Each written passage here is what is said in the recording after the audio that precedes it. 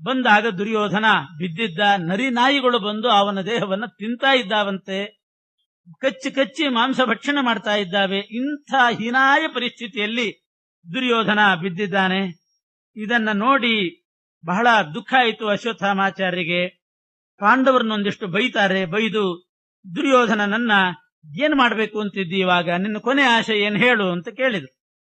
ಆಗ ಅವನು ಹೇಳ್ತಾನೆ, ಇತ್ಯಾಹ ನಿಷ್ಪಾಂಡವತಾಂ ಕುರುಶ್ವೇತಿ ಅಮಂ ವ್ಯಧಾತ್ ಪಾಂಸು ಅಭಿಷೇಕಿಣಂ ನೃಪಃ. ಇನ್ನು ನನಗಿರೋದು ಒಂದೇ ಒಂದು ಸಂಕಲ್ಪ, ನಿಷ್ಪಾಂಡವತೆ ಆಗಬೇಕು. ಭೂಮಿಯಲ್ಲಿ ಪಾಂಡವರು, ಪಾಂಡು ವಂಶದಲ್ಲಿ ಬಂದವರು ಅಂತ ಒಂದು ಜೀವನೂ ಕೂಡ ಇರುಕೂಡುದು.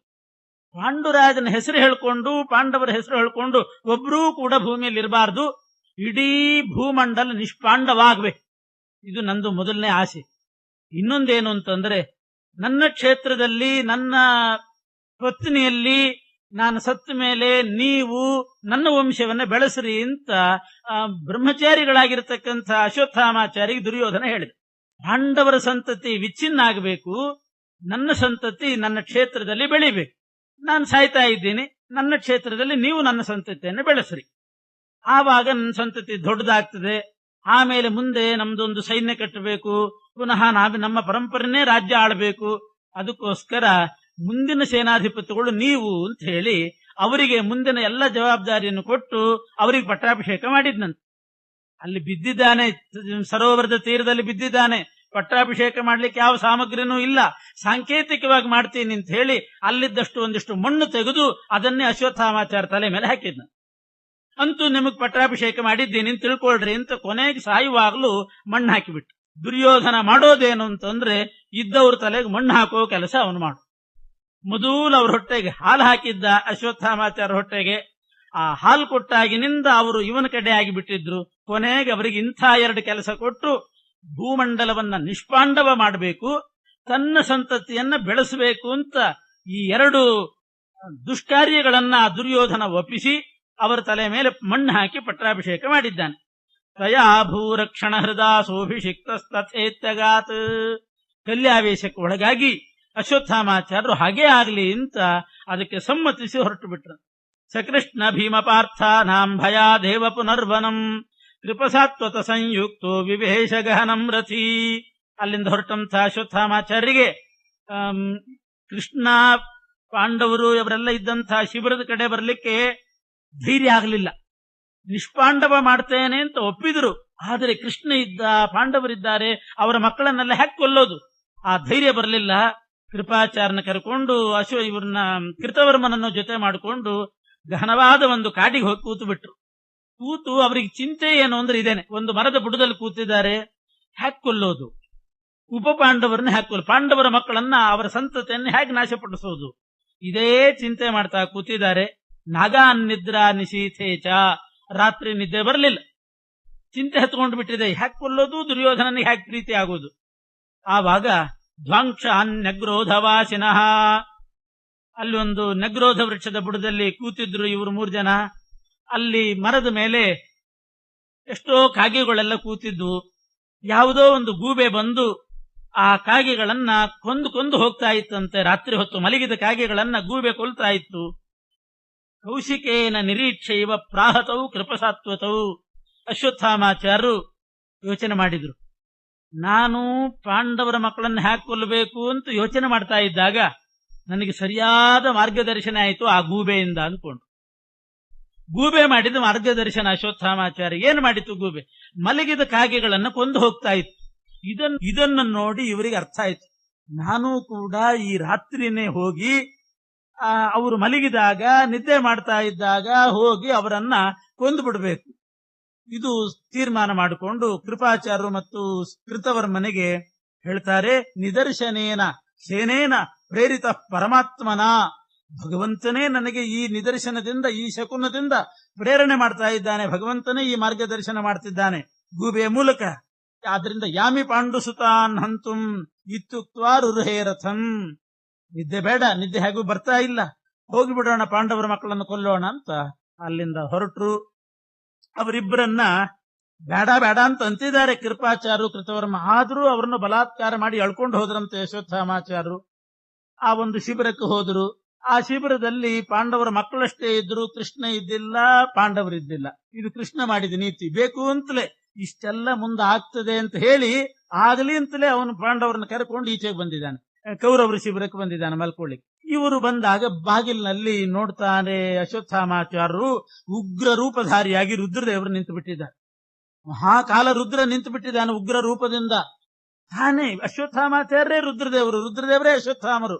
ತನ್ನ ಮೂಲ ರೂಪ ಬಾಗಿಲಲ್ಲಿ ನಿಂತಿದೆ. ಅಂತಂದ್ರೆ ಬಿಡ್ಲಿಲ್ಲ. ಬರೇ ಉಗ್ರ ರೂಪ ರುದ್ರದೇವರದ್ದಷ್ಟೇ ಅಲ್ಲ, ಅವರ ಸುತ್ತಮುತ್ತಲೂ ಎಷ್ಟೋ ಕೋಟಿಗಟ್ಟಲೆ ಕೃಷ್ಣನ್ ರೂಪ, ಕೋಟಿ ಕೋಟಿ ಕೃಷ್ಣನ್ ರೂಪ ಕಾಣಿಸ್ತಂತೆ ಅಶ್ವತ್ಥಾಮಾಚಾರ್ಯ. ಉಗ್ರವಾದಂತಹ ರುದ್ರ ರೂಪ ಕಾಣ್ತಾ ಇದೆ. ದೃಷ್ಟೈವ ವಾಸುದೇವಂ ತಂ ಅತ್ರ ಸದ್ ಗೌತಮೀ ಸುತಃ. ನಾನೇನೋ ರಾತ್ರಿ ಸುಲಭವಾಗಿ ಪಾಂಡವರ ಮಕ್ಕಳನ್ನು ಕೊಲ್ಲಬಹುದು ಅಂತ ಬಂದುಬಿಟ್ರೆ, ಇಷ್ಟು ಕೋಟಿ ಕೋಟಿ ರೂಪದಲ್ಲಿ ಕೃಷ್ಣ ಇದ್ದಾನೆ, ಇದೇನಿದು ಅಂತ ಅರ್ಥ ಆಗ್ಲಿಲ್ಲ. ಅಲ್ಲಿ ನಿಂತಾಗ ನನಗೆ ದಾರಿ ಬಿಡು ಅಂತಂದ್ರು. ಬಿಡೋದಿಲ್ಲ ಅಂತಂತಾರೆ ರುದ್ರದೇವರು. ಆವಾಗ ಯುದ್ಧ ಪ್ರಾರಂಭ ಆಯಿತು. ಅಶ್ವತ್ಥಾಮಾಚಾರ್ಯರಿಗೂ ರುದ್ರದೇವರಿಗೂ ಯುದ್ಧ. ಇಬ್ರು ಒಬ್ರೇ, ಮೂಲ ರೂಪಕ್ಕೂ ಅವತಾರ ರೂಪಕ್ಕೂ ಯುದ್ಧ. ಖಾಂಡವ ದಹನ ಆಗುವಾಗ ಹೇಗೆ ಇಂದ್ರ ಮತ್ತು ಅರ್ಜುನನಿಗೆ ಯುದ್ಧ ನಡೀತೋ, ಅದೇ ರೀತಿ ರುದ್ರದೇವರಿಗೂ ಅಶ್ವತ್ಥಾಮಾಚಾರ್ಯರಿಗೂ ಯುದ್ಧ ನಡೀತಾ ಇದೆ. ಎಷ್ಟು ಆಯುಧಗಳನ್ನ ಇವರು ಪ್ರಯೋಗ ಮಾಡಿದ್ರೂ ಕೂಡ ಅಶ್ವತ್ಥಾಮಾಚಾರ್ಯರು ಬಿಸಾಡಿದ ಆಯುಧಗಳನ್ನೆಲ್ಲ ಆ ರುದ್ರದೇವರು ಮಹಾರುದ್ರ ಕಾಲರೂಪದಿಂದ ಎಲ್ಲ ಆಯುಧವನ್ನೇ ನುಂಗಿಬಿಟ್ಟನಂತೆ. ಆಯುಧೇಶು ನಿಗೀರ್ಣೇಶು, ಎಲ್ಲ ಆಯುಧಗಳು ಹೋಗಿಬಿಟ್ಟವು. ಅಶ್ವತ್ಥಾಮರಿಗೆ ಏನ್ ಮಾಡಬೇಕು ಅಂತ ಗೊತ್ತಾಗ್ಲಿಲ್ಲ. ಕೊನೆಗೆ ಯೋಚನೆ ಮಾಡಿ, ನನ್ನ ಒಳಗಿರ್ತಕ್ಕಂಥ ಪರಮಾತ್ಮನಿಗೆ ನನ್ನನ್ನೇ ಪಶುವನ್ನಾಗಿ ಮಾಡಿ, ನನ್ನನ್ನೇ ನಾನು ಪಶು ಅಂತ ಅರ್ಪಣೆ ಮಾಡಿ ಒಂದು ತ್ಯಾಗ ಮಾಡ್ತೇನೆ, ಮಾನಸ ಯಜ್ಞ ಮಾಡ್ತೇನೆ. ಇದರಿಂದ ಭಗವಂತ ಪ್ರೀತನಾಗಿ ನನಗೆ ದಾರಿ ತೋರಿಸಬೇಕು ಅಂತ ಯೋಚನೆ ಮಾಡಿದ್ರು. ಹೀಗೆ ಯೋಚನೆ ಮಾಡಿ ಅಶ್ವತ್ಥಾಮಾಚಾರ್ಯರು ತನ್ನನ್ನ ಪಶುವನ್ನಾಗಿ ಮಾಡಿಕೊಂಡು ಸ್ವತ್ಮಸ್ಥಾಯೈವ ವಿಷ್ಣವೇ, ತನ್ನಲ್ಲೇ ಇರತಕ್ಕಂತಹ ವಿಷ್ಣುವಿಗೆ ತನ್ನನ್ನೇ ಪಶುವನ್ನಾಗಿ ಮಾಡಿಕೊಂಡು ಹೋಮಿಸಿಬಿಟ್ರು. ಆದ್ರೆ ಮಾನಸ ಯಜ್ಞದಲ್ಲಿ ಮಾನಸಿಕವಾಗಿ ಹಾಗೆ ಮಾಡಿದ್ರು. ಅಂದ್ರೆ ನಾನು ವಿಷ್ಣು ಅಧೀನ, ತನ್ನನ್ನು ತಾನು ಪರಮಾತ್ಮನಿಗೆ ಹೋಮಿಸೋದು ಅಂದ್ರೆ ನಾನು ಅವನ ಅಧೀನ ಅಂತ ಭಗವಂತನಲ್ಲಿ ಪ್ರಾರ್ಥನೆ ಮಾಡಿಕೊಂಡ್ರು. ಯಜ್ಞ ತುಷ್ಟೇನ ಹರಿಣ, ಈ ಮಾನಸ ಯಜ್ಞದಿಂದ ಭಗವಂತನಿಗೆ ಪ್ರೀತಿಯಾಗಿ ಆ ರುದ್ರದೇವರು ಬಾಗಿಲಲ್ಲಿ ನಿಂತಿದ್ರಲ್ಲ, ಶಿಬಿರದ ಬಾಗಿಲಿನಲ್ಲಿ ರುದ್ರದೇವರಿಗೆ ಪ್ರೇರಣೆ ಮಾಡಿಬಿಟ್ನಂತೆ, ದಾರಿ ಕೊಡು, ಎಲ್ಲ ಆಯುಧಗಳನ್ನು ಕೊಟ್ಟು ಬಿಡು ಅಂತ ಪ್ರೇರಣೆ ಆಯ್ತು. ರುದ್ರದೇವರು ಆಮೇಲೆ ಹೇಳಿದ್ರಂತೆ ಅಶ್ವತ್ಥಾಮನಿಗೆ, ನಾನು ವಿಷ್ಣುವಿನಿಂದ ಈಗ ಆಜ್ಞಪ್ತನಾಗಿದ್ದೀನಿ, ಇದುವರೆಗೆ ವಿಷ್ಣುವಿನ ಆಜ್ಞೆಯಂತೆ ನಾನು ಯುದ್ಧ ಮಾಡಿದೆ, ವಿಷ್ಣುವಿಂದೇ ಪ್ರೇರಣೆ ಆಯಿತು, ಎಲ್ಲ ಆಯುಧ ತಗೋ ಅಂತ ಅಷ್ಟು ಆಯುಧಗಳನ್ನು ಕೊಟ್ಟು ತದಿಚ್ಛಯೈವ ನಿರ್ದಿಷ್ಟೋ ದಾಸ್ಯೇ ಮಾರ್ಗಂ ತವಾದ್ಯಚ, ಇವತ್ತು ನನಗೆ ದಾರಿನೂ ಕೊಡ್ತೇನೆ ಅಂತ ದಾರಿ ಬಿಟ್ಟು ಹೋಗ್ಬಿಟ್ಟು ಆ ರುದ್ರದೇವ್. ಕೃಷ್ಣನ್ ರೂಪವು ಮರೆಯಾಯಿತು. ಆಯುಧ ನಿತ ಸರ್ವಾಣಿ ಹಂತುಂ ಸರ್ವಾನಿಮಾನ್ ಜನಾನ್, ಇವ್ರನ್ನೆಲ್ಲ ಕೊಲ್ಲಿಕ್ಕೆ ನನಗೆ ಆಯುಧ ಕೊಟ್ಟಿದ್ದೀನಿ ಅಂತ ಕೊಟ್ಟರು. ತೋರಿಸಿದ ಪರಮಾತ್ಮ, ನಾನು ಮನಸ್ಸು ಮಾಡಿದ್ರೆ ಯಾರನ್ನ ಬೇಕಾದ್ರೂ ಉಳಿಸಬಲ್ಲೆ, ನನಗೆ ಸಂಕಲ್ಪ ಅವ್ರು ಸಾಯಲಿ ಅಂತ ಸಂಕಲ್ಪ ಬಂದಾಗ ನಾನೇ ಪ್ರೇರಣೆ ಮಾಡಿ ಕೊಲ್ಲಿಸ್ತೇನೆ ಅಂತ ಕೃಷ್ಣ ತೋರಿಸ್ತಾ ಇದ್ದ. ಅಷ್ಟು ರೂಪದಿಂದ ನಿಲ್ಲಿಸಿ ರುದ್ರದೇವರು ನಿಲ್ಲಿಸಿ ಒಳಗೆ ದಾರಿ ಬಿಡಬೇಡ ಅಂತ ಹೇಳಿದ್ದ. ಈಗ ನಾನೇ ತನಗೆ ಮಾನಸ ಯಜ್ಞ ಮಾಡಿಬಿಟ್ರಲ್ಲ ಅಶ್ವತ್ಥಾಮಾಚಾರ್ಯರು. ಭಗವಂತ ಎಲ್ಲ ಒಂದೊಂದು ಅವನ ವ್ಯವಸ್ಥೆ ಇರ್ತದೆ, ಇಂಥ ಕಾಲದಲ್ಲಿ ಹೀಗಾಗಬೇಕು ಅಂತ. ಆ ಯಜ್ಞವನ್ನ ನಿಮಿತ್ತ ಮಾಡಿಕೊಂಡು ಪ್ರೀತನಾದಂತೆ ನಟಿಸಿ ದಾರಿ ಕೊಡು ಅಂತ ಆಜ್ಞೆ ಮಾಡಿ ಕೃಷ್ಣನೂ ಹೋಗಿಬಿಟ್ಟ. ಆ ರೂಪಗಳೂ ಮರೆಯಾದವು, ಇವರೂ ದಾರಿ ಕೊಟ್ರು. ಮುಂದೆ ಅಶ್ವತ್ಥಾಮಾಚಾರ್ಯರು ಒಳಗಡೆ ನುಗ್ಗುವಾಗಿ ಹೇಳಿದ್ರಂತೆ, ಕೃಪಾ ಮತ್ತು ಕೃತವರ್ಮನನ್ನ ನೀವು ಬಾಗಿಲಲ್ಲಿ ನಿಂತಿರ್ರಿ, ಒಳಗಡೆ ಹೋಗಿ ನಾನು ಸವ್ಯದಿಂದ ಖಡ್ಗ ಪ್ರಹಾರ ಮಾಡಿ ಬಿಲ್ಲು ಬಾಣ ಎಲ್ಲದರಿಂದ ಅವ್ರನ್ನ ಕೊಲ್ತಾ ಬರ್ತೇನೆ, ಆ ಒಳಗಿರತಕ್ಕಂಥ ವೀರರನ್ನ ಕೊಲ್ತೇನೆ, ಪಾಂಡವರ ಕಡೆಯವರನ್ನ. ಯಾರಾದ್ರೂ ತಪ್ಪಿಸ್ಕೊಂಡು ಓಡ್ತಾ ಇದ್ರೆ ಬಾಗಿಲಿನಲ್ಲಿ ನೀವು ಕೊಲ್ರಿ ಅಂತ ಅಂದ. ಬಾಗಿಲಲ್ಲಿ ಅವರಿಬ್ಬರನ್ನ ನಿಲ್ಲಿಸಿ ಸೀದ ಹೋದದ್ದು ಎಲ್ಲಿ ಹೋದ್ರು ಅಂದ್ರೆ ಮೊದಲು ಧೃಷ್ಟದ್ಯುಮ್ನನ ಹತ್ರ ಹೋದ್ರು. ಯಾಕೆ ಅಂತಂದ್ರೆ ಪಿತೃಹಂತ ಅಂತ, ದ್ರೋಣಾಚಾರ್ಯನ ಕೊಂದವನು ಇವನು ಅಂತನ್ನೋ ಸಿಟ್ಟಿನಿಂದ ಧೃಷ್ಟದ್ಯುಮ್ನನ ಹತ್ರ ಹೋಗಿದ್ದಾರೆ. ಹೋಗಿ ಅವನು ಮಲಗಿ ನಿದ್ದೆ ಮಾಡ್ತಿದ್ದ, ಪಾಪ ಎಲ್ಲರೂ ಮಲಗಿ ಬಿಟ್ಟಿದ್ರು. ಹೋಗಿ ಆ ಧೃಷ್ಟದ್ಯುಮ್ನನ್ನು ನೋಡಿದ ಕೂಡಲೇ ಸಿಟ್ಟು ಬಂತು, ಕಾಲಿನಿಂದ ಝಾಡಿಸಿ ಒದಿತಾರೆ. ಎದೆ ಮೇಲೆ ಒದ್ರಂತೆ, ಎದೆ ಮೇಲೆ ತುಳಿದು ಬಿಟ್ರು. ಅವನಿಗೆ ಎಚ್ಚರಿಕೆ ಆಯ್ತು. ಧೃಷ್ಟದ್ಯುಮ್ನ ಎದ್ದು ನೋಡ್ತಾನೆ, ಕರಾಳ ರೂಪದಿಂದ ರುದ್ರದೇವರೇ ಬಂದ ಹಾಗೆ ಅಶ್ವತ್ಥಾಮಾಚಾರ್ಯ ಬಂದು ನಿಂತು ಬಿಟ್ಟಿದ್ದ. ಜಾನೇ ಭವಂತಂ ಹಿ ಗುರೋಸ್ತನೂಜಂ, ಅಲ್ಲೇ ಮಲಗಿದವನೇ ಹೇಳ್ತಾನಂತೆ, ಅಶ್ವತ್ಥಾಮ ನೀನ್ ಅಶ್ವತ್ಥಾಮ ಅಂತ ಗೊತ್ತಾಯ್ತು, ಗುರುಪುತ್ರ, ನನ್ನ ಗುರುಪುತ್ರ ಅಂತಲೇ ಅಂತಾನೆ. ಈ ಧೃಷ್ಟದ್ಯುಮ್ನನಿಗೆ ಪಾಠ ಹೇಳ್ಕೊಟ್ಟವರೇ ದ್ರೋಣಾಚಾರ್ಯ. ಅದು ತನ್ನನ್ನು ಕೊಲ್ಲಿಕ್ಕೆ ಹುಟ್ಟಿದಾನೆ ಅಂತ ಗೊತ್ತಿದ್ದು ಪಾಠ ಹೇಳ್ಕೊಟ್ಟು, ಇವನು ಅವ್ರ ಹತ್ರನೇ ಪಾಠ ಕಲಿತು ಅವರನ್ನೇ ಕೊಂದವನು. ಅಂಥ ನನ್ನ ಗುರುಗಳ ದ್ರೋಣಾಚಾರ್ಯರ ಮಗ ನೀವು ಅಂತ ಗೊತ್ತಾಯ್ತು, ನಾನು ಹೇಳೋ ತನಕ ಅವಕಾಶ ಕೊಡ್ರಿ ಅಂತ. ಎದ್ದು ನಾನು ಆಯುಧ ಹಿಡ್ಕೊಂಡ ಮೇಲೆ ನನ್ನ ಮೇಲೆ ಪ್ರಯೋಗ ಮಾಡ್ರಿ, ಮಲಗಿ ನಿದ್ದೆ ಮಾಡ್ತಿದ್ದಾಗ ನಿರಾಯುಧನಾದಾಗ ಬೇಡ, ಎದ್ದು ಆಯುಧ ಹಿಡ್ಕೊಳ್ಳೋದು. ಸಮುಚ್ಚಿತಂ ಮಾಂ ದೇಹಿ ಶಸ್ತ್ರಪಾಣಿ, ಹೇಳ್ತೇನೆ ಕೈಯಲ್ಲಿ ಆಯುಧ ಹಿಡ್ಕೊಳ್ತೇನೆ, ಆಮೇಲೆ ಕೊಲ್ರಿ ನೀವು ಅಂತಾನೆ ಧೃಷ್ಟದ್ಯುಮ್ನ. ಆಮೇಲೆ ಕೊಲ್ರಿ, ಶಸ್ತ್ರಪಾಣಿಯಾದ ನನ್ನನ್ನು ಕೊಂದ್ರೆ ನಾನು ವೀರ ಸ್ವರ್ಗಕ್ಕಾದ್ರೂ ಹೋಗಿ, ಮಲಗಿದಾಗ ನಿದ್ದೆ ಮಾಡ್ತಾ ಇದ್ದಾಗ ನನ್ನನ್ನು ಕೊಲ್ಲೋ ಕೆಲಸ ಮಾಡಬೇಡ್ರಿ ಅಂತಂದು. ಅವ್ರಂತಾರೆ ಅಶ್ವತ್ಥಾಮಾಚಾರ್ಯರು, ಎಲ್ಲಾದ್ರೂ ಉಂಟ್ರೆ ನಿನಗೆ ಸದ್ಗತಿ ಆಗಬೇಕು, ಸಲ್ಲೋಕ ಆಗಿ ಸಿಗಬೇಕು ಅಂತಂದ್ರೆ ಏನರ್ಥ? ನಮ್ಮ ತಂದೆಯನ್ನು ಕೊಂದಿದ್ದಿ, ಬ್ರಹ್ಮಹತ್ಯೆ ಮಾಡಿದಂಥ ನಿನಗೆ ಸಮೀಚೀನವಾದ ಲೋಕ ಸಿಗಲಿಕ್ಕೆ ಸಾಧ್ಯ ಇಲ್ಲ. ಬರೇ ಬ್ರಹ್ಮಹತ್ಯೆ ಅಲ್ಲ, ಗುರುಗಳಾದಂಥ ಬ್ರಾಹ್ಮಣರ ಹತ್ಯೆ ಮಾಡಿದ್ದಿ. ಗುರು ಹತ್ಯೆ, ಆ ಗುರುಗಳು ಬ್ರಾಹ್ಮಣರು, ಅಂಥ ಗುರು ಹತ್ಯೆ ಮಾಡಿದ್ರಿಂದ ಧರ್ಮಯುದ್ಧ ಮಾಡಿ ಶಸ್ತ್ರಪಾಣಿಯಾದ ನಿನ್ನನ್ನ ನಾನು ವಧೆ ಮಾಡಬಾರದು, ನಿನ್ನಂಥವರಿಗೆ ಹೀಗೆ ಮಾಡಬೇಕು ಅಂತ ಹೇಳಿ ಎದ್ದು ಆಯುಧ ಹಿಡ್ಕೊಳ್ಳಿಕ್ಕೂ ಅವಕಾಶ ಕೊಡದೇನೆ ಅಶ್ವತ್ಥಾಮಾಚಾರ್ಯರು ಧೃಷ್ಟದ್ಯುಮ್ನನ ಮೇಲೆ ಆಕ್ರಮಣ ಮಾಡಿ ಬಿಲ್ಲಿನ ಹಗ್ಗವನ್ನ ಅವನ ಕುತ್ತಿಗೆಗೆ ಉರುಳು ಹಾಕಿ ಸುತ್ತಿ ಅದನ್ನ ಎಳಿತಾ ಇದ್ದಾರಂತೆ, ಮಥನ ಮಾಡ್ತಾ ಇದ್ದಾರೆ. ಈ ರೀತಿ ಮಾಡಿ ಸಂಹಾರ. ಮಾವಿನಂ ಮೃತ್ಯುಂ ಧೃಷ್ಟದ್ಯುಮ್ನೋ ವಿಚಿಂತತಂ. ಯೋಚನೆ ಮಾಡಿದ ಧೃಷ್ಟದ್ಯುಮ್ನ, ಇವತ್ತು ನನಗೆ ಸಾವು ಬರೋದು ನಿಶ್ಚಿತ ಅನ್ಕೊಂಡ. ಇವತ್ತು ಸಾವು ಬರೋದು ನಿಶ್ಚಿತ ಅಂತ ಯಾಕೆ ಮಾಡಿಕೊಂಡ ಅಂತಂದ್ರೆ, ಯಾವತ್ತು ಧೃಷ್ಟದ್ಯುಮ್ನ ದ್ರೋಣಾಚಾರ್ಯನ ಕೊಂದಿದ್ದ ಅವತ್ತಿನಿಂದ ಹಿಡಿದು ರಾತ್ರಿಯಲ್ಲಿ ಇವನಿಗೆ ದಿನ ಕನಸು ಬೀಳ್ತಿತ್ತಂತ. ಅಶ್ವತ್ಥಾಮಾಚಾರ್ಯರು ಉಗ್ರ ರೂಪದಿಂದ ಬರೋದು, ಇವನನ್ನು ಕೊಲ್ಲೋದು, ಇಂಥ ಕನಸು ದಿನ ಬೀಳ್ತಿತ್ತಂತೆ. ಆದರೂ ಯಾರಿಗೂ ಹೇಳಿದ್ದಿಲ್ಲ, ತಾನು ಎದೆಗುಂದಿದ್ದಿಲ್ಲ, ಹಂಗೆ ಯುದ್ಧ ಮಾಡಿದ್ದಾನೆ ಪುಣ್ಯ. ಇನ್ಯಾರಿಗಾದ್ರೂ ಇಂಥ ಕನಸು ಬಿದ್ದಿದ್ರೆ ಶಕ್ತಿನೇ ಇರ್ತಿದ್ದಿಲ್ಲ ಕೈಯಲ್ಲಿ. ಆ ರೀತಿಯಾಗಿ ಬಿಡ್ತಿದ್ದು ಧೃಷ್ಟದ್ಯುಮ್ನ. ಅದನ್ನೆಲ್ಲ ಸಹಿಸಿಕೊಂಡು ದಿನ ಆ ಕನಸು ಬಿದ್ದರೂ ಕೂಡ ಹಾಗೆ ಮಾಡ್ತಿದ್ನಂತೆ. ತೂಷ್ಣೀಂ ಬಭೂವ ಸ್ವಪ್ನೇಪಿ ನಿತ್ಯಂ ಪಶ್ಯತಿ ತಾಂ ಮೃತಿಂ. ಇಂಥ ಮರಣನೆ ನಿತ್ಯ ಬಂದ ಹಾಗೆ, ನಿತ್ಯವೂ ಅಶ್ವತ್ಥಾಮಾಚಾರ್ಯ ಈ ರೀತಿ ಬಂದು ಉಗ್ರ ರೂಪದಿಂದ ಕೊಂದ ಹಾಗೆ ದಿನ ಕನಸು ಬೀಳ್ತಿತ್ತಂತೆ. ದ್ರೌಣಿಂಚ ಕಾಲರಾತ್ರಿಂಚ ದ್ರೋಣಪಾತಾದ ಅನಂತರಂ. ಆ ಅಶ್ವತ್ಥಾಮಾಚಾರ್ಯನ ಆ ಕರಾಳವಾದ ರಾತ್ರಿ, ಇದು ದ್ರೋಣಾಚಾರ್ಯರು ಬಿದ್ದಾಗಿನಿಂದ ಇಂಥ ದೃಶ್ಯ ಕಾಣ್ತಾ ಇತ್ತಂತೆ. ಆ ಕಾಲರಾತ್ರಿ ದುರ್ಗೆ ಬಂದು, ಮೃತ್ಯು ದೇವತೆಯಾದ ದುರ್ಗೆ ಬಂದು ಇವನನ್ನು ಆ ಕಡೆ ಈ ಕಡೆ ಎಳೆದಾಡಿದ ಹಾಗೆ ಇಂಥದ್ದೆಲ್ಲ ಕನಸು ಬೀಳ್ತಿತ್ತಂತೆ. ಅದನ್ನು ಇವತ್ತು ಸತ್ಯ ಆಗ್ತದೆ ಅಂತ ಅಂದುಕೊಂಡ ಧೃಷ್ಟದ್ಯುಮ್ನ. ಆಮೇಲೆ ಇವರು ಅದೇ ರೀತಿ ಆ ಬಿಲ್ಲಿನ ಇದನ್ನ ಹಗ್ಗ ಎಳೆದು ಧೃಷ್ಟದ್ಯುಮ್ನನ್ನ ವಧೆ ಮಾಡಿಬಿಟ್ರು. ಉಳಿದವರೆಲ್ಲ ಓಡಿ ಹೋಗ್ತಾ ಇರುವಾಗ ಕೃತವರ್ಮ ಮತ್ತು ಕೃಪಾಚಾರ್ಯರು ಅವರು ಕೊಲ್ತಾ ಇದ್ದಾರೆ. ಏತನ್ಮಧ್ಯೆ ಅಲ್ಲಿ ಉಳಿದವನು ಅಂತಂದ್ರೆ ಶರ್ವತ್ರಾತ ಅಂತ ಒಬ್ಬುಳಿದ, ಅವನ ಹೆಸರೇ ಹಂಗಿದೆ. ಶರ್ವ ಅಂದ್ರೆ ರುದ್ರ, ಅವನಿಂದ ತ್ರಾತ ಅಂದ್ರೆ ರಕ್ಷಿತ. ಶರ್ವತ್ರಾತ ಅಂತ ಒಬ್ಬನು ಉಳಿದಂತೆ. ಅವನು ಯಾರು ಅಂತಂದ್ರೆ ಭೀಮಸೇನ ದೇವರ ಮಗನೇ. ನಿಷ್ಪಾಂಡವ ಮಾಡ್ತೇನೆ ಅಂತ ಅಶ್ವತ್ಥಾಮಾಚಾರ್ಯ ಹೇಳಿದ್ರು, ಒಬ್ಬ ಪಾಂಡವ ಉಳಿದ್ಬಿಟ್ಟು ಶರ್ವತ್ರಾತ. ಅವನು ಕಾಶಿರಾಜನ ಮಗಳ ಮಗ. ಕಾಶಿರಾಜನ ಮಗಳು ಕಾಳಿದೇವಿ. ಕಾಳಿದೇವಿಯನ್ನ ಭೀಮ ಮದುವೆ ಮಾಡ್ಕೊಂಡಿರ್ತಾನೆ, ಅಲ್ಲಿ ಹುಟ್ಟಿದವನೇ ಶರ್ವತ್ರಾತ. ಕಾಶಿರಾಜ ರುದ್ರದೇವರನ್ನ ಕೇಳ್ಕೊಂಡಿದ್ನಂತೆ. ಅವನು ಕಾಶಿವನು, ರುದ್ರದೇವರು ಕಾಶಿವಾಸಿಗಳೇ. ಅಲ್ಲಿ ರುದ್ರದೇವರನ್ನ ಕೇಳ್ಕೊಂಡಿದ್ದ, ನನ್ನ ಮಗಳ ಮಗನನ್ನ ಮುಂದಿನ ಯುದ್ಧದಲ್ಲಿ ಅವನು ಸಾಯದಿರೋ ಹಾಗೆ ಕಾಪಾಡಬೇಕು ಅಂತ ಕೇಳ್ಕೊಂಡಿದ್ನಂತೆ. ಹೀಗಾಗಿ ರುದ್ರದೇವರು ಅಂತರ್ಹಿತರಾಗಿ ಯಾರಿಗೂ ಕಾಣಿಸದೆ ಬಂದು ಆ ಶರ್ವತ್ರಾತನ ಎತ್ತುಕೊಂಡು ಕೈಲಾಸಕ್ಕೆ ಹೋಗಿಬಿಟ್ರ. ಹಾಗಾಗಿ ಅವನೊಬ್ಬ ಉಳಿದ. ಆದ್ರೆ ನಿಷ್ಪಾಂಡವಾಗಬೇಕು ಅಂತಿತ್ತಲ್ಲ ಅಂತಂದ್ರೆ ಮುಂದವನು ಭೂಮಿಗೆ ಬರಲೇ ಇಲ್ಲಂತ. ಭೂಮಿಗೆ ಬಂದಿದ್ರೆ ನಿಜವಾಗಿಯೂ ಅವನಿಗೆ ರಾಜ್ಯ ಸಿಗಬೇಕಾಗಿತ್ತು, ಪರೀಕ್ಷಿತ್ ರಾಜನಿಗಲ್ಲ. ಆದ್ರೆ ಅಭಿಮನ್ಯುವಿನ ಮಗ ಪರೀಕ್ಷಿತ್ ರಾಜ ಮುಂದೆ ರಾಜನಾದ, ಅವನಿಗೆ ಆಗ್ಬೇಕಾಗಿತ್ತು. ಉಳಿದವ್ರನ್ನೆಲ್ಲ ಕೊಂದು ಹಾಕಿದ್ರು ಅಶ್ವತ್ಥಾಮಾಚಾರ್ಯರು. ಶರ್ವತ್ರಾತ ಬದುಕುಳಿದಿದ್ದ. ಆದ್ರೆ ವಾಸುದೇವ ಮತಂ ಜ್ಞಾತ್ವಾ ಸಾಮ್ರಾಜ್ಯಾಯ ಪರೀಕ್ಷಿತೆ. ಕೃಷ್ಣನ ಸಂಕಲ್ಪ ಹಾಗಿತ್ತು. ತನ್ನ ತಂಗಿ ಸುಭದ್ರೆ, ಕೃಷ್ಣನ ತಂಗಿ ಸುಭದ್ರೆ, ಸುಭದ್ರೆ ಮಗ ಅರ್ಜುನ, ಅರ್ಜುನನ ಮಗ ಸುಭದ್ರೆ, ಅರ್ಜುನನ ಹೆಂಡತಿ ಸುಭದ್ರೆ ಮಗ ಅಭಿಮನ್ಯು, ಅಭಿಮನ್ಯುವಿನ ಮಗ ಪರೀಕ್ಷಿತ್ ರಾಜ. ಹೀಗಾಗಿ ತನ್ನ ತಂಗಿಯ ಮೊಮ್ಮಗನಿಗೆ ರಾಜ್ಯ ಸಿಗಬೇಕು ಅಂತ ಕೃಷ್ಣ ಅಪೇಕ್ಷೆ ಪಟ್ಟಿದ್ನಂತೆ. ತಂಗಿ ಮೊಮ್ಮಗ ಅಂತಲ್ಲ, ಅರ್ಜುನನ ಮೊಮ್ಮಗ ಅಂತ.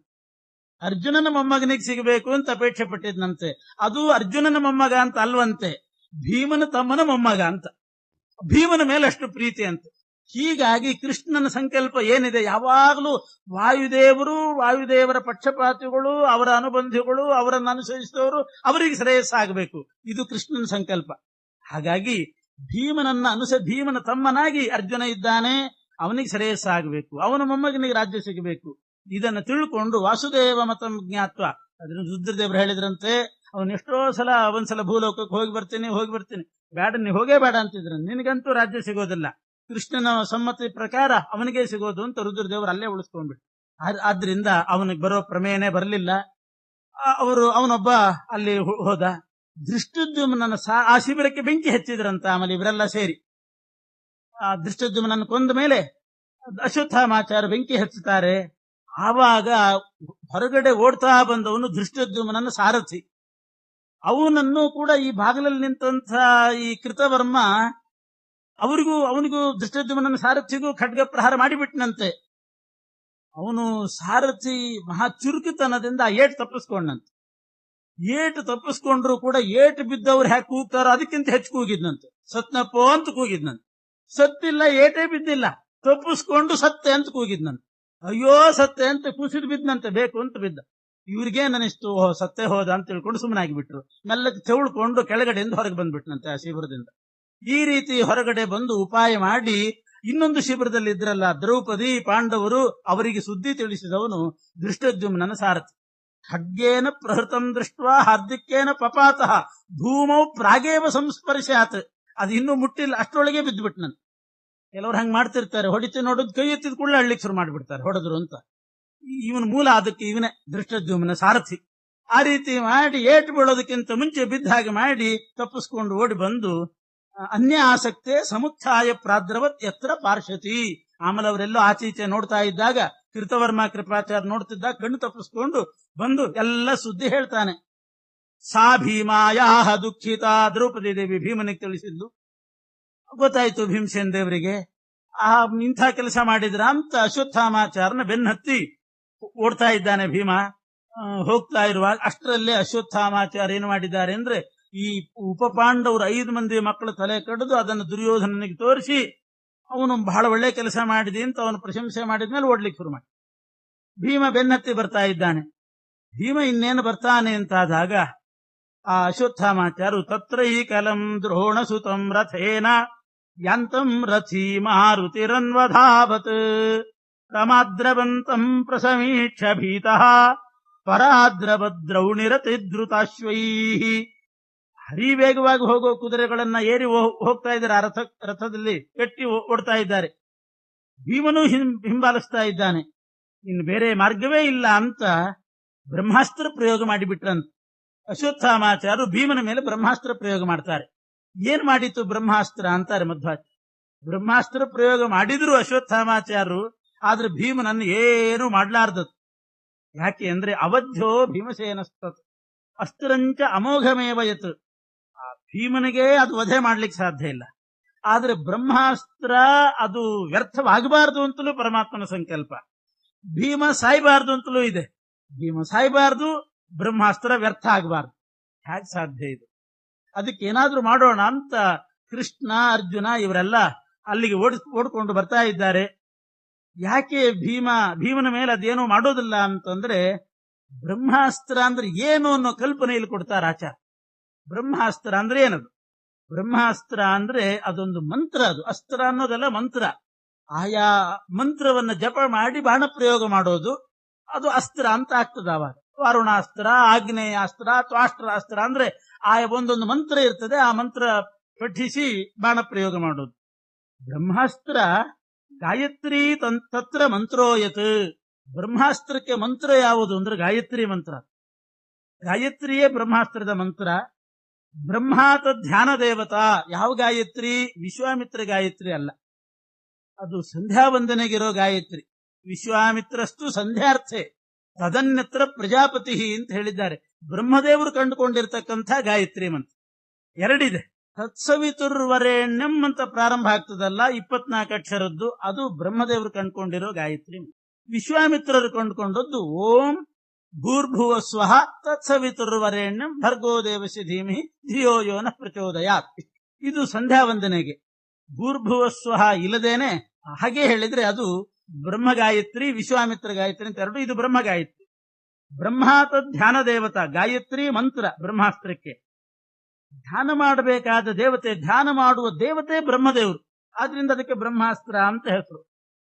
ಬಿಡುವವರು ಮಂತ್ರ ಜಪ ಉಚ್ಚಾರಣೆ ಮಾಡ್ತಾರೆ, ಮಂತ್ರೋಚ್ಚಾರಣೆ ಮಾಡ್ತಾರೆ, ಜಪಿಸ್ತಾರೆ. ಆ ದೇವತೆ ಯಾರು ಅಂತಂದ್ರೆ ಧ್ಯೇಯೋ ನಾರಾಯಣೋ ದೇವ ಜಗತ್ ಪ್ರಸವಿತಾ ಸ್ವಯಂ. ಜಗತ್ತನ್ನು ಸೃಷ್ಟಿ ಮಾಡಿದ ನಾರಾಯಣನೇ ಆ ಮಂತ್ರದ ದೇವತೆ, ಪ್ರತಿಪಾದ್ಯ ದೇವತೆ. ಧ್ಯಾನ ಮಾಡುವವರು ಬ್ರಹ್ಮದೇವರು. ಬ್ರಹ್ಮ ಪದವಿಗೆ ಬರತಕ್ಕಂಥವನು ಭೀಮ. ಭೀಮನೇ ಮುಂದೆ ಬ್ರಹ್ಮ ಪದವಿಗೆ ಬರೋದು. ಆದ್ರಿಂದ ಧ್ಯಾನ ಹಿಂಗೆ ಕೆಲಸ ನಡಿಲಿ ಅಂತ ಧ್ಯಾನ ಮಾಡಿ ಹೇಳ್ಕೊಳ್ಬೇಕಾದ ದೇವತೆನೇ ಬ್ರಹ್ಮದೇವರು. ಅಂದ ಮೇಲೆ ತನ್ನ ಮೇಲೆ ಬ್ರಹ್ಮಾಸ್ತ್ರ ಬಂದಾಗ ಆ ಬ್ರಹ್ಮಾಸ್ತ್ರ ಏನು ಮಾಡಿತ್ತು ಭೀಮನನ್ನ? ಧ್ಯಾನ ದೇವತೆನೇ ಭೀಮ. ಆದ್ರಿಂದ ಅದು ಏನೂ ಮಾಡ್ಲಿಕ್ಕೆ ಸಾಧ್ಯ ಇಲ್ಲ. ಆದ್ರೆ ಅದು ಅಮೋಘ. ಅದಕ್ಕೆ ಅರ್ಜುನನ್ ಕರ್ಕೊಂಡು ಕೃಷ್ಣ ಬರ್ತಾನೆ. ಬಂದು ಕೂಡ್ಲೆ ಆ ಬ್ರಹ್ಮಾಸ್ತ್ರ ಏನೂ ಮಾಡದಿದ್ರೆ ಅದೊಂದು ಬ್ರಹ್ಮಾಸ್ತ್ರದೊಂದು ಕ್ರಮ ಇದೆ. ಯಾರ ಮೇಲಾದ್ರೂ ಬಿಟ್ರೆ ತನ್ನ ಕೆಲಸ ಮಾಡ್ಲೇಬೇಕು ಬ್ರಹ್ಮಾಸ್ತ್ರ. ಒಂದು ವೇಳೆ ಅದರಿಂದ ಯಾರೂ ಬದ್ಧರಾಗಲಿಲ್ಲ ಅಂತ ಇಟ್ಕೊಳ್ಳೋಣ. ಅಂದ್ರೆ ಯಾರ ಮೇಲೆ ಬಿಟ್ಟಿರ್ತಾರೋ ಅವರೇ ಬದ್ಧರಾಗೋದು. ಯಾರೂ ಬದ್ಧರಾಗಲಿಲ್ಲ, ಯಾರ ಮೇಲೆ ಬಿಟ್ಟಿದ್ರು, ಈಗ ಭೀಮನ ಮೇಲೆ ಬಿಟ್ಟಿದ್ರು, ಅವನು ಬದ್ಧನಾಗ್ಲಿಲ್ಲ, ಅವನು ಹತನಾಗ್ಲಿಲ್ಲ. ಅಂತ ಸಂದರ್ಭದಲ್ಲಿ ಆ ಬ್ರಹ್ಮಾಸ್ತ್ರದ ಕ್ರಮ ಏನು ಅಂದ್ರೆ ಯಾರು ಬಿಟ್ಟಿರ್ತಾರೋ ಅವ್ರನ್ನೇ ಹೋಗಿ ವಧೆ ಮಾಡ್ತದಂತೆ. ಹಿಂದಿಲ್ಲ ಮುಂದಿಲ್ಲ ಅಶ್ವತ್ಥಾಮಾಚಾರ್ಯ ಬಿಟ್ಬಿಟ್ರು. ಇದರ ಧ್ಯಾನ ದೇವತೆ ಯಾರು? ಬ್ರಹ್ಮ. ಆ ಬ್ರಹ್ಮ ಪದವಿಗೆ ಬರುವವನೇ ಭೀಮ. ಇಷ್ಟೆಲ್ಲ ಅರಿವಿಲ್ಲ. ಆ ದುರ್ಯೋಧನನ ಪ್ರೀತಿ ಆಗಬೇಕು ಅನ್ನೋ ಇದರಿಂದ ಬಾಣ ಪ್ರಯೋಗ ಮಾಡಿಬಿಟ್ರು. ಅದು ಭೀಮನನ್ನೇನೋ ಮಾಡೋ ಹಾಗಿಲ್ಲ. ಅಶ್ವತ್ಥಾಮಾಚಾರನೇ ಬಲಿ ತಗೋತಿತ್ತು. ಆವಾಗ ಅರ್ಜುನ ತಾನೂ ಒಂದು ಬ್ರಹ್ಮಾಸ್ತ್ರ ಪ್ರಯೋಗ ಮಾಡ್ತಾನೆ. ಅನಸ್ತ್ರಜ್ಞೇಶು ಮುಕ್ತಂ ತತ್ ಹನ್ಯಾತ್ ಅಸ್ತ್ರಮುಚಂ ಯತಃ ಗುರುಭಕ್ತ್ಯ ತಥೋ ದ್ರೌಣೇಹೇ ಸ್ವಸ್ಥಸ್ತು ಇತ್ಯಾಹ ವಾಸವಿಹಿ.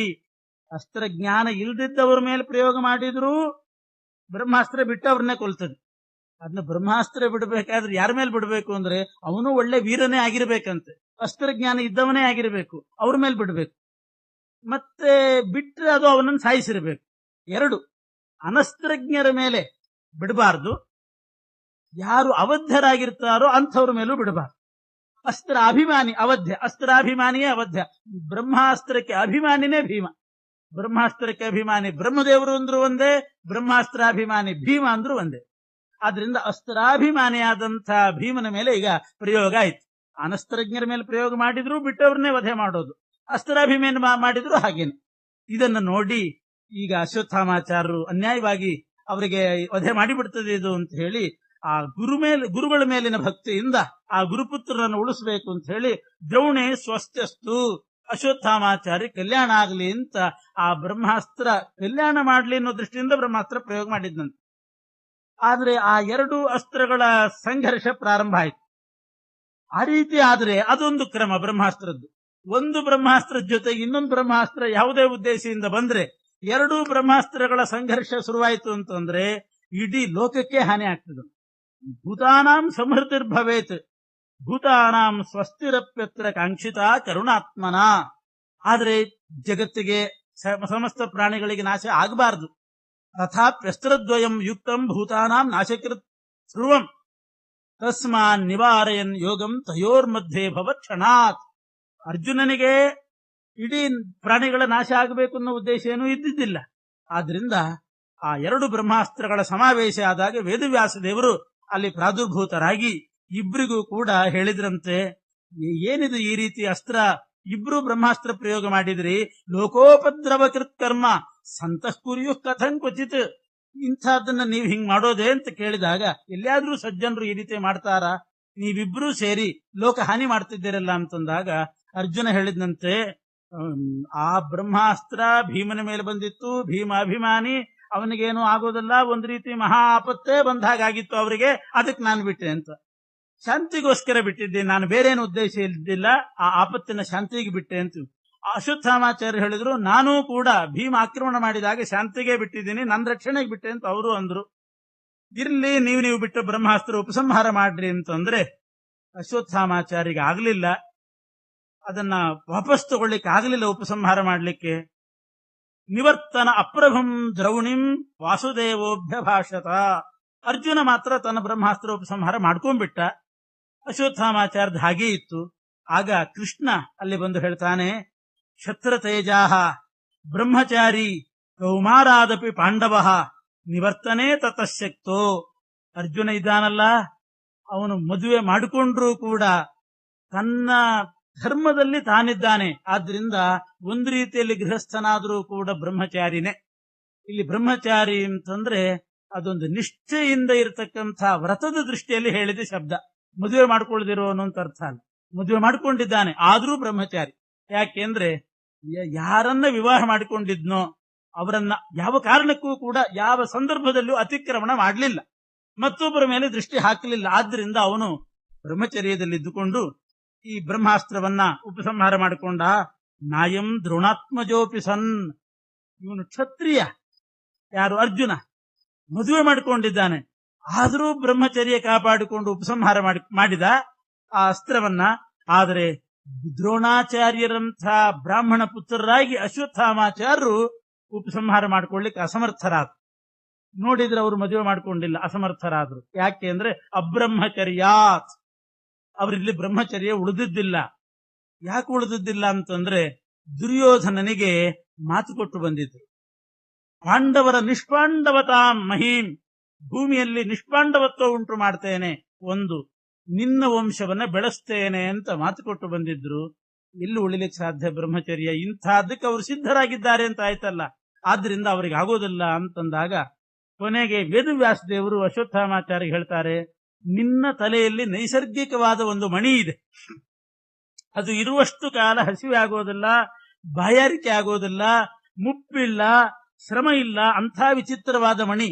ಆ ಮಣಿಯನ್ನ ಇಂಥ ಕೆಲಸ ಮಾಡಿದ್ದಕ್ಕೆ, ಪಾಂಡವರ ಮಕ್ಕಳನ್ನೆಲ್ಲ ಸಂತತಿಯನ್ನ ನಾಶಪಡಿಸಿದ್ದಕ್ಕೆ ಅದು ಮಲಗಿದಾಗ ಹೋಗಿ ಇದು ನೈಸರ್ಗಿಕವಾದ ಮಣಿಯನ್ನ ಕಿತ್ತಿಕೊಡು. ಮತ್ತು ಬ್ರಹ್ಮಚರ್ಯ ಕಳ್ಕೊಂಡದ್ರಿಂದ ಆ ಮಣಿ ಇನ್ನಿರಬಾರ್ದು. ಈ ರೀತಿ ಮಾತು ಹೇಳಿದ್ರಿಂದ, ಒಪ್ಪಿದ್ರಿಂದ ನಿನ್ನಂಥವನಲ್ಲಿ ಆ ಮಣಿ ಇರ್ಲಿಕ್ಕೆ ಯೋಗ್ಯ ಅಲ್ಲ. ದೇಹಿ ನೈಸರ್ಗಿಕ ಮಣಿಂ ಜಿತ ಪ್ರಾಗೇವ ಭೀಮೇನ, ಭೀಮಾಯೈವ, ಆ ಮಣಿಯನ್ನು ಭೀಮನಿಗೆ ಕೊಟ್ಟುಬಿಡು, ಭೀಮನಿಂದ ಸೋತ ಹಾಗೆ ನೀವು. ಮತ್ತು ಬಾಯಿ ಮಾತಿನಿಂದಲಾದರೂ ಕೂಡ ಪಾರ್ಥೇಭ್ಯೋ ಅಸ್ತ್ರಂ ನಿವರ್ತಯ, ಪಾಂಡವರಿಗೆ ಏನೂ ಮಾಡೋದಿಲ್ಲ ಅಂತ ಬಾಯಿ ಮಾತಿನಿಂದಲಾದ್ರೂ ಆ ಬ್ರಹ್ಮಾಸ್ತ್ರವನ್ನ ನಿವಾರಣೆ ಮಾಡ್ರಿ, ವಾಪಸ್ ತಗೊಳ್ರಿ. ಬಾಯಿ ಮಾತಿನಿಂದ, ಇದನ್ನಂತೂ ಬಹಿರಂಗವಾಗಿ ತಗೊಳ್ಳಿಕ್ಕೆ ಆಗೋದಿಲ್ಲ, ಬಾಯಿಂದಾದ್ರೂ ಹೇಳ್ರಿ ಆಗ್ಲಿ ಅಂತ ಹೇಳಿ ಆ ಮಣಿಯನ್ನ ತಾವೇ ಕಿತ್ತಿ ಉತ್ಕೃತ್ಯ ಭೀಮಾಯ ದದೌ, ಮಣಿ ಕಿತ್ತಿ ಭೀಮನಿಗೆ ಕೊಟ್ಬಿಟ್ರಂತೆ ಅಶ್ವತ್ಥಾಮಾಚಾರ್ಯ. ಒಂದ್ ರೀತಿ ಅವಹೇಳನ ಆಗ್ಬಿಟ್ಟಿತ್ತು, ಬ್ರಹ್ಮಾಸ್ತ್ರ ವಾಪಸ್ ತಗೊಳ್ಳಿಕ್ಕೆ ಆಗದೆ ಇದ್ದಾಗ. ವ್ಯಾಸರ ಆಜ್ಞೆ ಆಯ್ತು, ಕೊಟ್ಬಿಟ್ಟು ಬಾಯಲ್ಲೂ ಹೇಳಿದ್ರಂತೆ, ಮುಕ್ತ ಪಂಚೈವ ಪಾಂಡವಾಹ, ಏವಕಾರ ಹಾಕಿಬಿಟ್ಟು, ನನ್ನ ಬ್ರಹ್ಮಾಸ್ತ್ರದಿಂದ ಪಂಚಪಾಂಡವರು ಮಾತ್ರ ಮುಕ್ತರಾಗಿದ್ದಾರೆ, ನನ್ನ ಬ್ರಹ್ಮಾಸ್ತ್ರ ಅವರಿಗೇನು ಮಾಡೋದಿಲ್ಲ ಇನ್ನು ಅಂತ ಅಷ್ಟು ಮಾತ್ರ ಅಂದ್ರು. ವೇದಭದ್ರ ವಾಸವಿಮಬ್ರವೀತ್. ಆಮೇಲೆ ಹೇಳಿದ್ರಂತೆ ವೇದವ್ಯಾಸದೇವರು ಹೇಳ್ತಾರೆ, ಅರ್ಜುನ ಇವರು ಬ್ರಹ್ಮಾಸ್ತ್ರನು ನೀನೇ ಉಪಸಂಹಾರ ಮಾಡ್ಕೊ, ಬಾಯಲ್ಲಿ ಹೇಳಿದ್ರಲ್ಲ ನೀನು ಉಪಸಂಹಾರ ಮಾಡ್ಕೊ. ಆಯ್ತು ಅಂತ ಹೇಳಿ ನಮಸ್ಕಾರ ಮಾಡಿದ ಅರ್ಜುನ. ಅವರು ಬ್ರಹ್ಮಾಸ್ತ್ರವನ್ನು ಇವನೇ ಉಪಶಮನ ಮಾಡಿದ. ಆಮೇಲೆ ಕೃಷ್ಣ ಹೇಳ್ತಾನಂತೆ, ನಿಮ್ಮ ಮಾತನ್ನು ಗಮನಿಸಿದೆ ನಾನು, ಪಂಚಪಾಂಡವರು ಮಾತ್ರ ಬಿಡುಗಡೆ ಹೊಂದಿದ್ದಾರೆ ಅಂತ ಆ ಮಾತ್ರ ಅಂತ ಹಾಕಿದ್ರಿಂದ ಮತ್ತಿನ್ನೇನೋ ಮಾಡೋ ಉದ್ದೇಶ ಇದ್ದಂಗೆ ಕಾಣಿಸ್ತದೆ ನಿಮಗೆ. ಪಂಚಪಾಂಡವ್ರನ್ನ ಮಾತ್ರ ಬಿಡ್ಲಿ ಅಂತ ಅಂದಿದ್ದೀರಲ್ಲ, ಪೂರ್ತಿ ಹೇಳ್ರಿ ಅಂತ ಕೃಷ್ಣ ಅಂತಾನೆ.